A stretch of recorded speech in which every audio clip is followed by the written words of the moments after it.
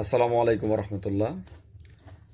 আমাদের শিশুরা বাচ্চারাই আমাদের ভবিষ্যৎ। বাচ্চাদেরকে যদি সঠিকভাবে আমরা মানুষ করতে না পারি, আমরা সব দিক দিয়েই ঠকে যাব। আমাদের সবচেয়ে বড় ইনভেস্টমেন্ট হলো বাচ্চাদেরকে সুসন্তান হিসেবে গড়ে তোলা।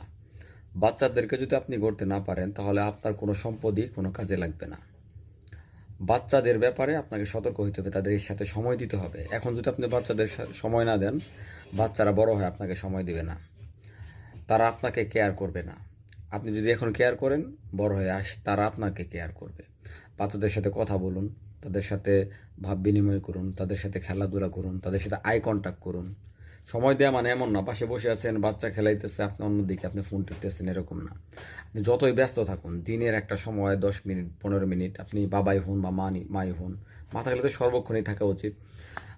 বাবা যদি হন বা ব্যস্ত হন, আপনি 10 মিনিট 15 মিনিট হলেও তাদেরকে সময় দেন।